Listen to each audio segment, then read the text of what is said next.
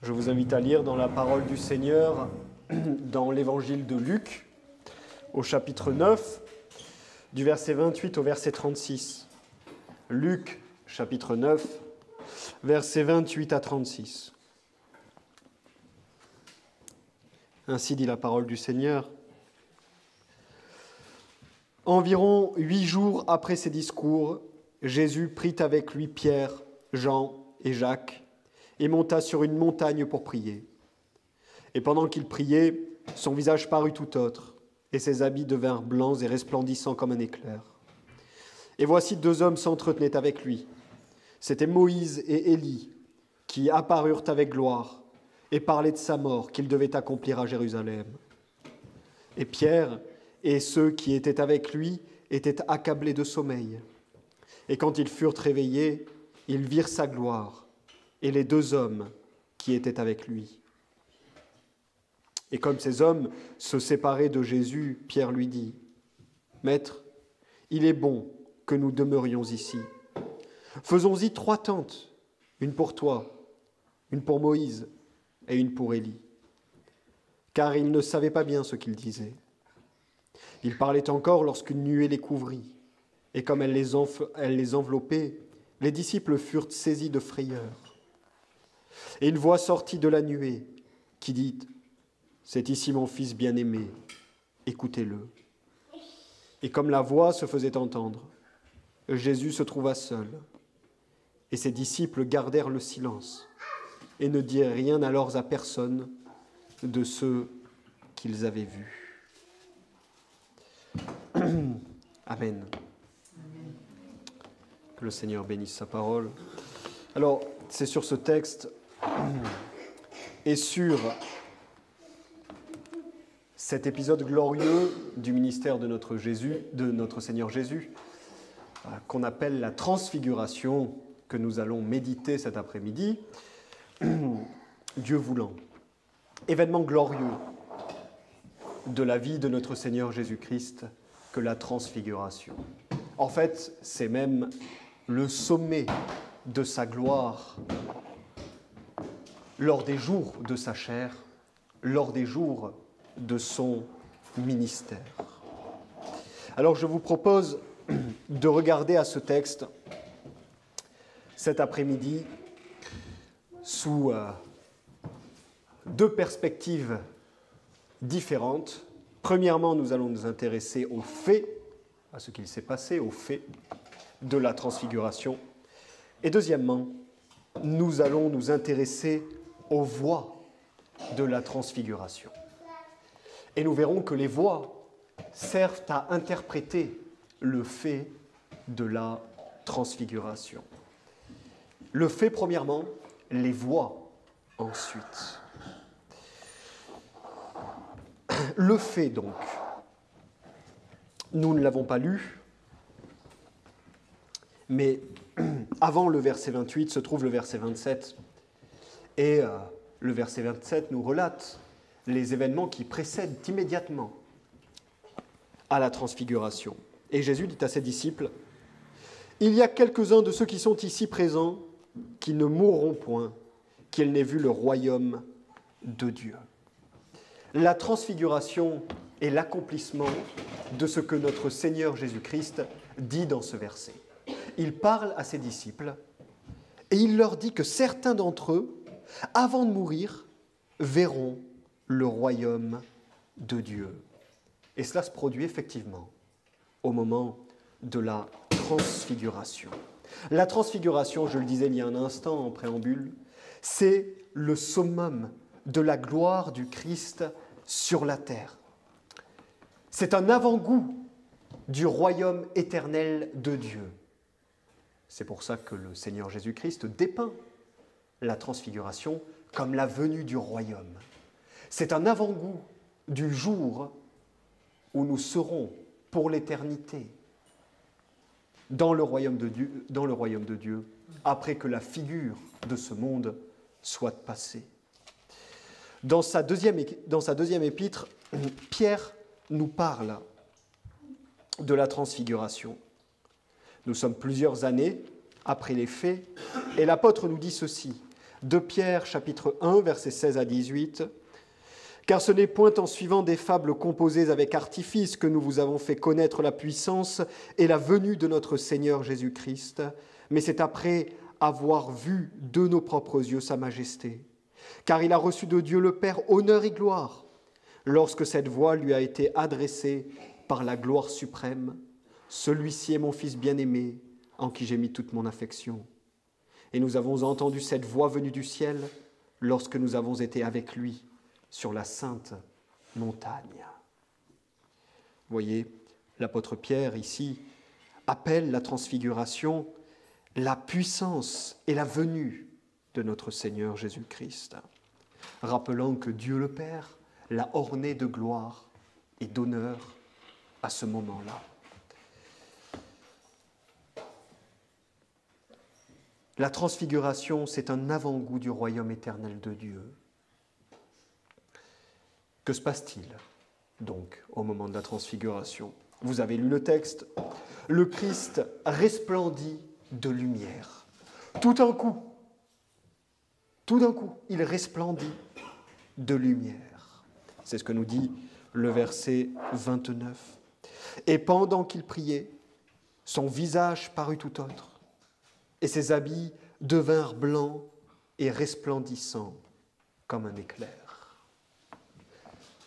Il y a évidemment là un témoignage, une manifestation puissante de la divinité de notre Seigneur Jésus-Christ.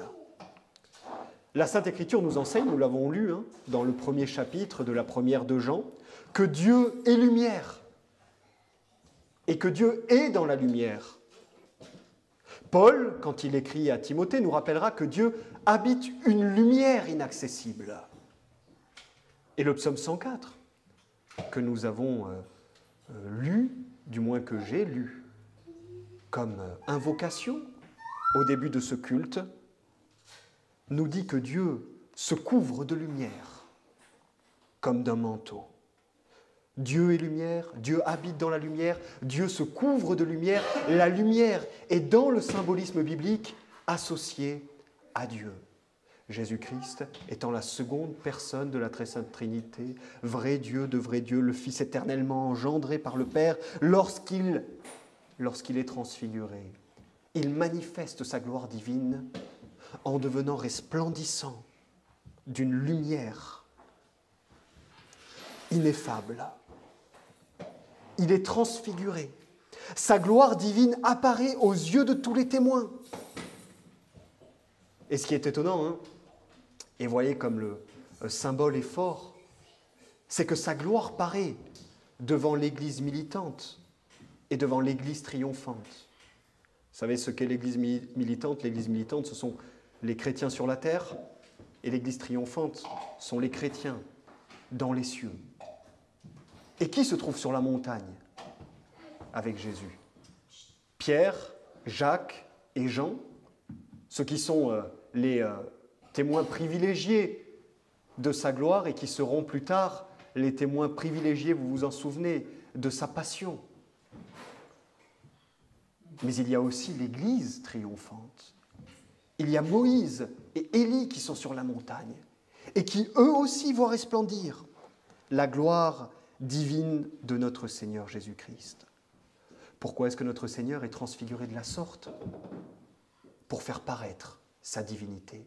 Sa divinité qui se tenait comme masquée derrière la forme de serviteur qu'il a assumée pour notre salut. Elle est là, manifeste à tous ceux qui sont présents. Alors l'annonce du Christ qui précède la transfiguration. Le Christ transfiguré par la lumière. Et le troisième élément qui vient compléter le tableau, c'est cette nuée qui vient recouvrir le Christ. Alors, nous l'avons lu, entre autres dans le 40e chapitre du livre de l'Exode, ce n'est pas le seul texte, mais la nuée, c'est un symbole là encore très fort dans la Sainte Écriture qui dénote la présence de Dieu. C'est la nuée qui vient sur la montagne au moment où Dieu donne la loi. C'est la nuée qui vient remplir le tabernacle. Plus tard, ce sera la même nuée qui viendra remplir le temple. La nuée, dans l'Ancien Testament, c'est un signe de la présence de Dieu. Mais il y a là une différence qu'il nous faut noter, entre la nuée que voyaient les saints sous l'Ancien Testament et la nuée que voient les disciples au moment de la transfiguration. L'Ancien Testament laisse clairement entendre à plusieurs reprises que la nuée, signe de la présence de Dieu, était une nuée obscure. Tandis que Matthieu nous dit, au chapitre 17 et au verset 5, que la nuée qui vient au moment de la transfiguration, c'est une nuée resplendissante. Matthieu 17, 5, « Comme il parlait encore, voici une nuée resplendissante les couvrit. Et voici, il vint de la nuée une voix, etc. » La nuée, donc, signe de la présence de Dieu. Mais en un sens, quelque chose a changé. La présence de Dieu est au moment de la transfiguration bien plus manifeste qu'elle ne le fut jamais auparavant, lorsque se manifesta la nuée. Et pour cause, cette fois la nuée est glorieuse, elle est resplendissante, elle n'est plus obscure. Alors pourquoi la nuée ? Pourquoi la nuée, dans la Sainte Écriture, est-elle le signe de la présence particulière de Dieu ? En fait, la nuée est un excellent signe. Sans nuée, vous n'avez pas de vapeur d'eau qui monte. Et sans nuée, vous n'avez pas de pluie qui descend sur la terre. La nuée, elle assure la communication entre le ciel et la terre. Elle fait monter les vapeurs, elle fait descendre la pluie.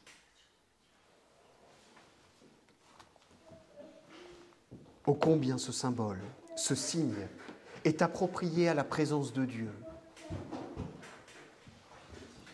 et particulièrement à la présence de son Fils, celui qui est le chemin, la vérité et la vie, celui qui est l'échelle de Jacob, sur laquelle montent et descendent les anges, celui qui fait le lien entre le ciel et la terre. Le texte nous dit ensuite que les disciples vont s'écrouler.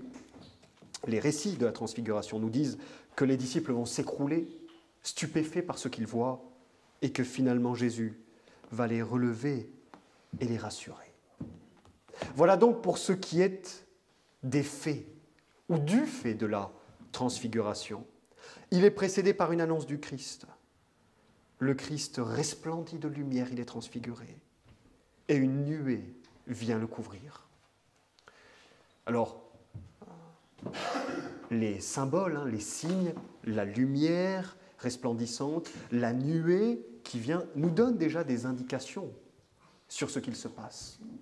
Mais pour faire sens à la transfiguration pleinement, il ne faut pas se fier seulement à ce qui se passe, il faut se fier aux voix qui se font entendre au moment de la transfiguration.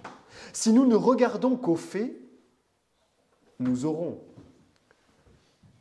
une compréhension partielle de la transfiguration. Alors passons maintenant des faits aux voix, qui sont comme le commentaire de ce grand fait.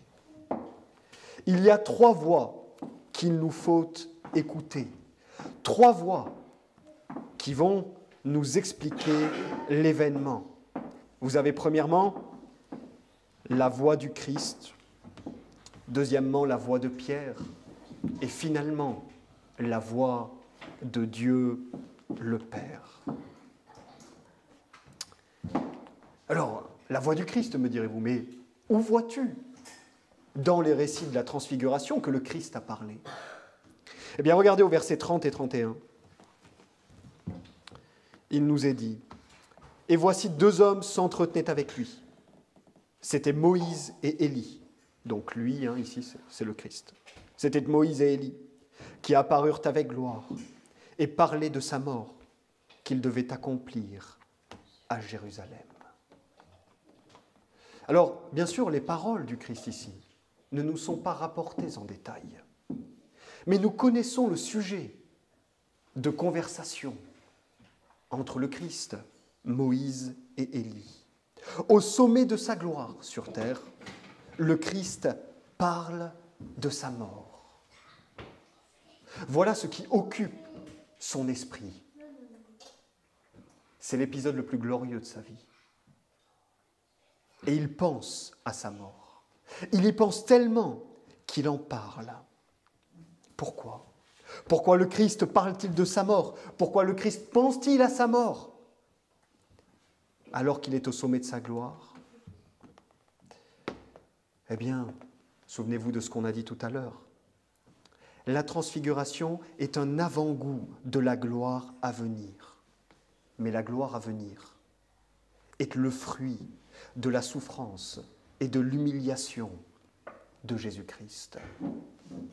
Ésaïe, chapitre 53, les 2 derniers versets du chapitre nous disent « Il jouira du travail de son âme, le Christ. Il en sera rassasié. Mon serviteur juste en justifiera plusieurs par la connaissance qu'ils auront de lui, et lui-même portera leurs iniquités. C'est pourquoi je lui donnerai son partage parmi les grands. Il partagera le butin avec les puissants, parce qu'il a livré sa vie à la mort, qu'il a été mis au nombre des méchants, qu'il a porté les péchés de plusieurs et intercédé pour les pécheurs. » Le Christ jouit de son œuvre,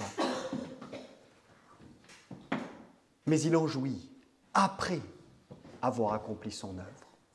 Dit autrement, le Christ jouit de la gloire, qui est le fruit de son œuvre, après avoir souffert, après avoir été humilié, après avoir œuvré la rédemption. Oui, la transfiguration est un avant-goût de la gloire à venir. Mais pour que le Christ entre en possession de cette gloire, il lui faut souffrir et mourir. La gloire ne s'obtient que par sa mort. La gloire à venir ne s'obtient que par la mort du Christ. Et cela, chers frères, laissez-moi vous dire que c'est vrai pour lui, parce qu'avant d'entrer dans la gloire, nous savons qu'aujourd'hui, notre Seigneur Jésus habite dans la gloire, qu'il est à la droite de Dieu le Père, qu'il règne en tant que Dieu homme sur toute la création, qu'il fait concourir toutes choses au bien de son Église, qu'il triomphe de tous ses ennemis. Mais avant cela, il s'est incarné, il a été placé sous la loi, il a souffert, il a été humilié, il est mort pour pouvoir jouir de la gloire qui lui était promise. Pour le Christ, son humiliation a précédé sa gloire. Alors c'est vrai pour lui, et c'est vrai aussi pour nous.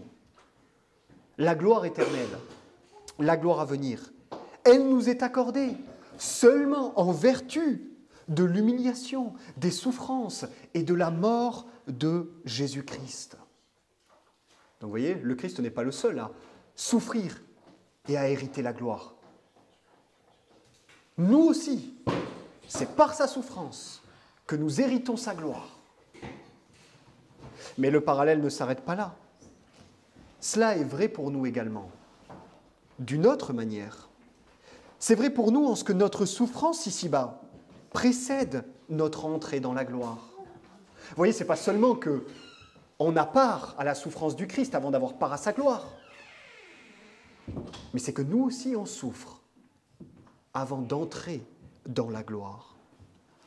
Ce verset bien célèbre de l'apôtre Paul que l'on retrouve au chapitre 14 du livre des Actes, au verset 22, que vous connaissez.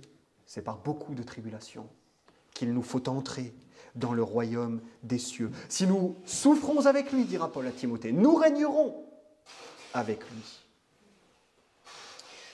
Voyez ? La mort du Christ précède la gloire du Christ. C'est vrai pour la personne du Christ, c'est vrai pour notre salut. Nous avons part à sa gloire à cause de sa mort. Et c'est vrai pour nous également, en ce que nous souffrons à son image avant d'entrer dans la gloire. Ce qui est vrai de lui est vrai de nous en vertu de notre union avec le Christ, en vertu du fait que le croyant est uni au Christ par l'Esprit et par la foi. Et cette union, elle nous fait communier aux souffrances et à l'humiliation du Christ. Et un jour, elle nous fera communier à sa gloire. Oh, déjà, en un sens, nous communions à la gloire du Christ. Mais un jour, plus pleinement, nous communierons à sa gloire. L'union avec le Christ fait que d'ores et déjà, nous communions avec lui dans ses souffrances et son humiliation, et qu'un jour pleinement, nous communierons avec lui dans la gloire. Et cette union que nous avons avec le Christ, elle nous fait communier, on l'a vu ces dernières semaines, à son baptême. Elle nous fait communier également à sa tentation. Elle nous fait communier aussi à sa transfiguration. Nous aussi, nous sommes appelés à être transfigurés. Et c'est ce que nous dit l'apôtre Paul, 2 Corinthiens, chapitre 3, verset 18. « Ainsi nous tous qui, le visage découvert, contemplons comme dans un miroir la gloire du Seigneur, nous sommes transformés à son image, de gloire en gloire, comme par l'Esprit du Seigneur. » Tous les croyants qui, par la foi, contemplent le Christ, sont aussi transfigurés. Ils sont transformés de gloire en gloire à l'image du Christ par ce qu'on appelle la sanctification, ce processus en nous que Dieu opère, qui mortifie le péché, qui fortifie les grâces, dont la sainteté, qui fait de nous de véritables nouvelles créatures. Alors soyez transformés en regardant au Seigneur Jésus par la foi. Soyez vous aussi métamorphosés, c'est le terme qu'on trouve dans le texte original. Soyez métamorphosés en regardant à Jésus-Christ par la foi. Et cette métamorphose est une véritable transfiguration. C'est bien que lorsque Paul écrit cette lettre, il a sans aucun doute en tête l'épisode de la transfiguration. Nous communions au Christ et à sa transfiguration par notre sanctification.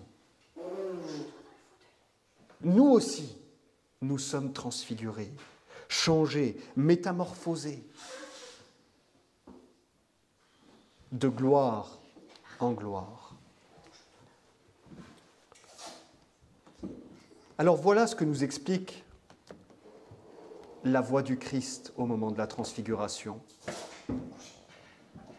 Elle nous explique que la gloire à venir passe par ses souffrances et par sa mort, que ce soit pour lui personnellement ou pour nous. Elle nous rappelle que nous sommes nous aussi appelés à être transfigurés, métamorphosés à l'image de notre Seigneur. Nous sommes unis avec lui et nous communions avec lui en toutes choses, particulièrement ici-bas, dans ses souffrances et son humiliation. Mais pas que. Nous avons aussi communion à sa transfiguration et nous sommes changés de gloire en gloire. Il y a la voix du Christ, mais il y a aussi la voix de Pierre. Au verset 33, « Et comme ces hommes se séparaient de Jésus, Pierre lui dit, « Maître, il est bon que nous demeurions ici. Faisons-y 3 tentes, une pour toi, une pour Moïse et une pour Élie. » Car il ne savait pas bien ce qu'il disait.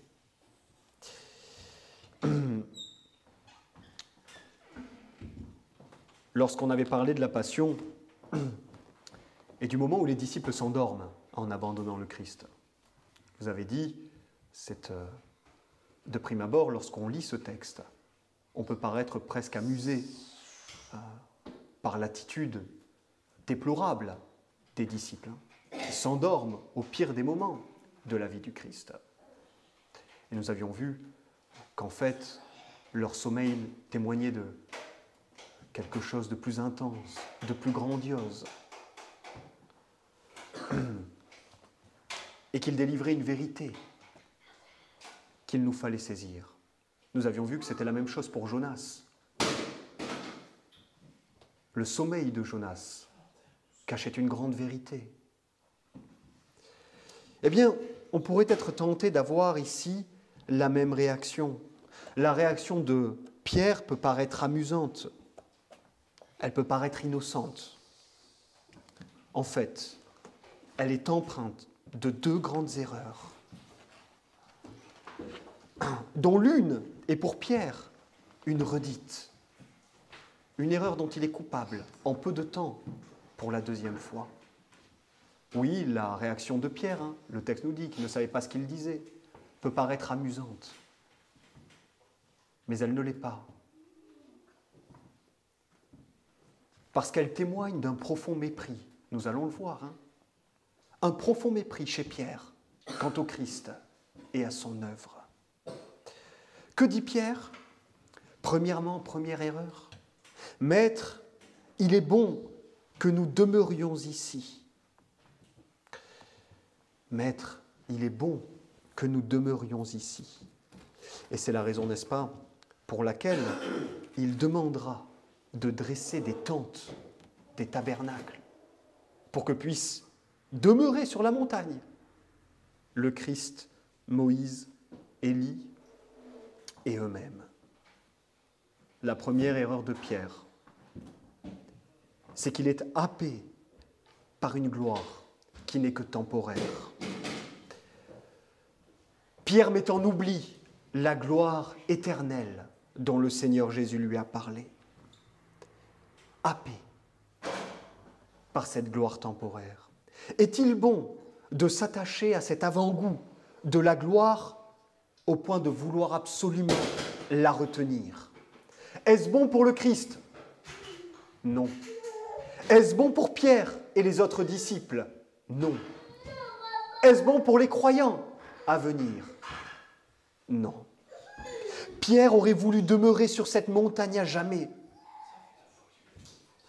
Cela témoigne pour sûr un amour sincère pour le Christ, mais un amour qui n'est pas conforme à l'enseignement du Christ.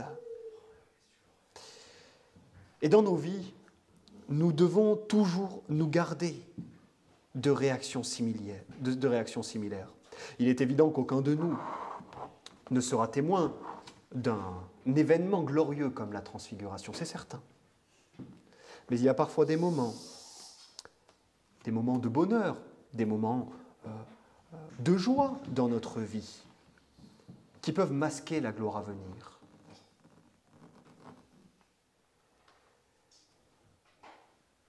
Qui peuvent la mettre en oubli, nous conduire à la mettre en oubli. En fait, le risque est toujours que nous aimions tellement le bonheur dont nous jouissons ici-bas que nous finissions par mépriser la gloire à venir. C'est une autre façon de tomber dans l'erreur de Pierre, lorsque notre vie ici-bas devient plus précieuse que la gloire à venir. Laissez-moi vous dire que la gloire à venir sera toujours plus désirable que les moments les plus doux et les plus glorieux que nous connaissons ici-bas. Voilà la première erreur de Pierre. Saisi par cette gloire qui était intense, qui était une gloire véritable, il met en oubli la gloire à venir. Il met en oubli l'Évangile, la paix avec Dieu, l'éternité à venir, désirant demeurer sur cette montagne. Ne faites pas cette erreur. Ne pensez jamais que la joie, le bonheur dont vous jouissez ici-bas peuvent être comparés à la gloire à venir. Ce n'est pas le cas. Ce n'est pas le cas. C'est la première erreur de Pierre, mais il en commet une deuxième.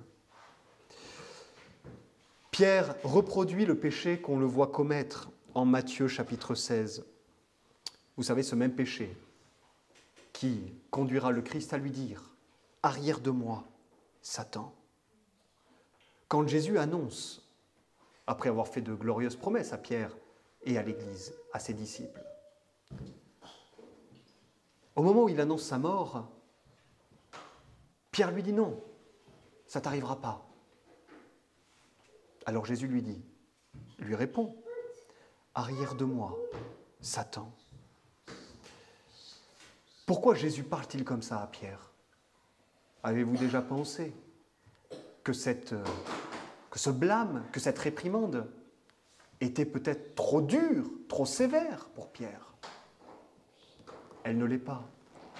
Parce que lorsque Pierre répond à Jésus en Matthieu 16, en fait, il est en train de lui dire qu'il ne souhaite pas sa mort, qu'il ne mourra pas. Le même péché qu'il reproduit ici. Il veut rester sur la montagne avec le Christ. Et pourtant, que lui dit le Christ au verset 22 ? Ajoutant, donc on est avant, quelques instants avant la transfiguration, ajoutant, « Il faut que le Fils de l'homme souffre beaucoup, qu'il soit rejeté par les anciens, les principaux sacrificateurs et les scribes, et qu'il soit mis à mort, et qu'il ressuscite le 3e jour. » Pierre sait très bien ce que le Christ enseigne. Il sait très bien que le Christ enseigne à ses disciples qu'il faut qu'il meure, qu'il va mourir. Et lui vient et lui dit non, ça ne t'arrivera pas. Ou alors comme ici, non, fais que ce ne soit pas le cas, qu'on reste ici à toujours.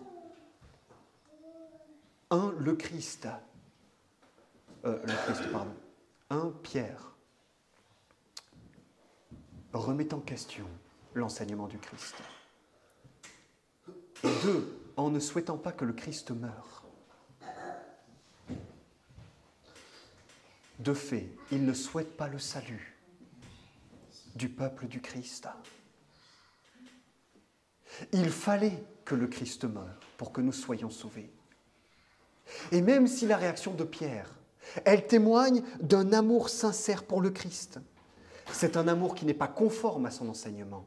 Foule aux pieds l'enseignement du Christ, qui lui a dit, les yeux dans les yeux, qu'il devait mourir pour le salut des pécheurs. C'est un amour égoïste, sans intelligence.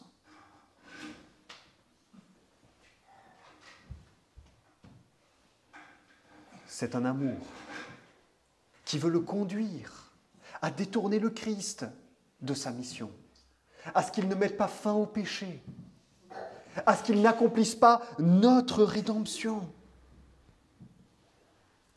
Pierre souhaite pour le Christ et pour lui-même la gloire sans humiliation. Il souhaite que la rédemption de son peuple ne soit pas accomplie. Et donc pour des raisons différentes, son but est exactement le même que Satan. Son but est exactement le même que celui de Satan. Arrière de moi, Satan. Tout comme Satan, il parle au Christ d'une gloire sans humiliation. Vous vous souvenez d'un moment de la tentation, Adore-moi et je te donnerai tous les royaumes de la terre. Tu ne vas pas souffrir. Tu ne vas pas mourir pour obtenir les nations comme héritage. Il suffit que tu m'adores et moi je te les donne gratuitement. Pierre fait exactement la même chose. La gloire, que nous restions sur cette montagne, la gloire sans humiliation. Et s'il n'y a pas d'humiliation, il n'y a pas de mort. Et s'il n'y a pas de mort, il n'y a pas du salut pour son peuple. Pierre ne désire pas le salut. Premièrement le sien. Et celui du peuple du Christ. Exactement comme Satan ne désire pas le salut de l'Église. Le Christ avait clairement annoncé le but de sa mission. Un amour sincère, mais qui n'est pas conforme à l'enseignement du Christ. Pierre, en un mot, a voulu rendre la croix vaine en faisant que le Christ l'évite. Qu'il n'en soit pas de même pour vous. Que vous ne rendiez pas la croix vaine dans votre vie. Premièrement, par incrédulité. Exactement comme Pierre en un sens. Le Christ dit quelque chose clairement. Pierre, en face de lui, lui dit le contraire. Lui soutient le contraire. Ou deux, en refusant de se conformer à l'enseignement du Christ. Si vous voulez aimer le Christ correctement et véritablement, vous devez le croire sur parole et lui obéir et faire ce qu'il vous dit. C'est une façon de rendre vaine la croix du Christ. Alors il y a ceux qui vont rendre vaine la croix du Christ par une incrédulité manifeste, qui vont rejeter le message de l'Évangile. Ils rendent pour eux-mêmes la croix du Christ vaine. Mais il y a les chrétiens qui, dans une certaine mesure, annulent le pouvoir de la croix dans leur vie, par incrédulité, comme Pierre, en ne faisant pas confiance à ce que le Christ dit, en ne croyant pas tout de ce que le Christ dit, en remettant en question ce que le Christ dit, en doutant de ce que le Christ dit. Et il y a ceux qui en annulent le pouvoir, en refusant de se conformer à l'enseignement du Christ. Il y a ceux qui disent, bon, je sais que le Christ commande ça, je sais qu'il a raison, et pour une raison X ou Y, je ne veux pas le faire. Pas maintenant, on verra plus tard.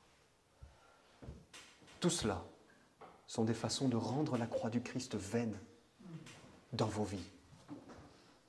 Alors fuyez ces réactions. Croyez le Christ et conformez-vous à sa parole. Alors voyez, la voix du Christ vient nous dire ce qu'est la transfiguration. La voix de Pierre vient nous dire exactement ce qu'elle n'est pas.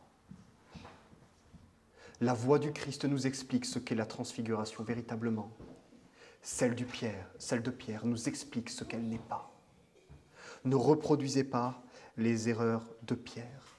Ne soyez jamais happés par une gloire temporaire. Et ne commettez jamais l'affront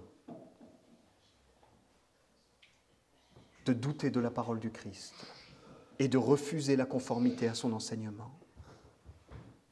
Et finalement, il y a la voix du Père qui se fait retentir,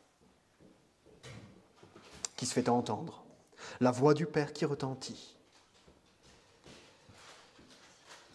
La voix du Père venant rendre témoignage aux transfigurés, la voix du Père venant appuyer les dires du Christ, les sceller, et venant corriger Pierre.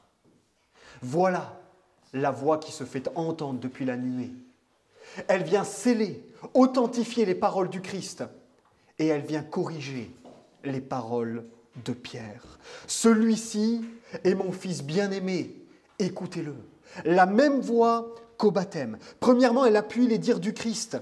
Celui-ci est bien mon fils. Il est bien la seconde personne de la Trinité, vrai Dieu de vrai Dieu, comme vous le voyez par la lumière qui resplendit de son être, dont la gloire divine, certes, se tient pour un temps masqué par sa forme de serviteur, mais qui bientôt luira, au travers même du voile de son humanité.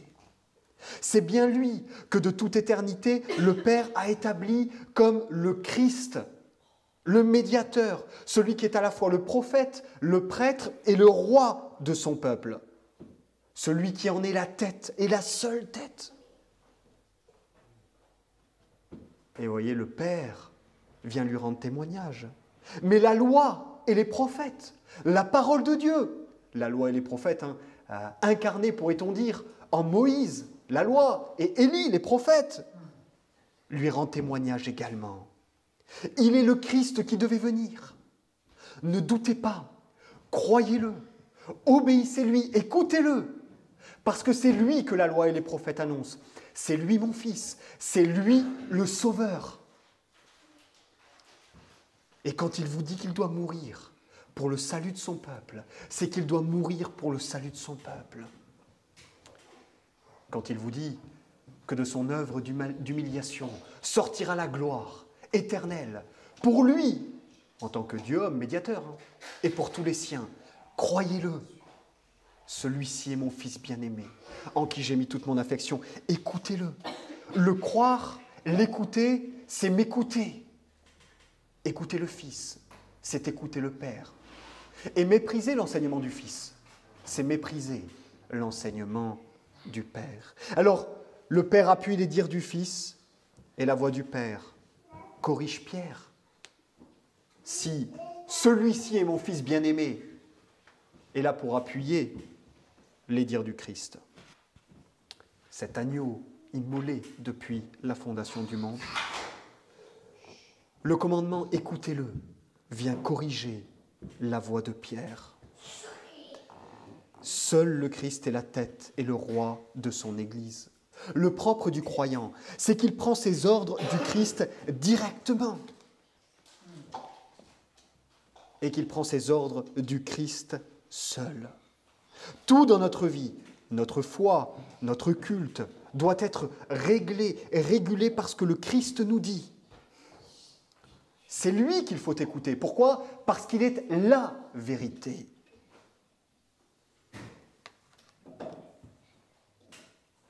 Et où le Christ nous parle-t-il ? Où le Christ nous fait-il entendre sa voix ? Dans sa sainte, très sainte parole. Écoutez-le, écoutez la voix du Fils dans sa parole. Et ne suivez pas les errements de Pierre. Ne doutez pas. Ne pensez pas être plus sage que lui. Ne le contredisez pas.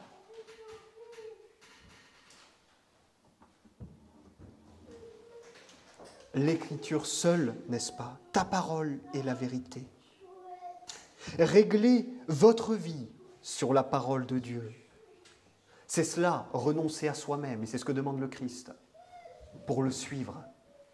C'est écouter ce qu'il dit dans sa parole et y conformer son cœur et sa vie. Celui-ci est mon Fils bien-aimé en qui j'ai mis toute mon affection.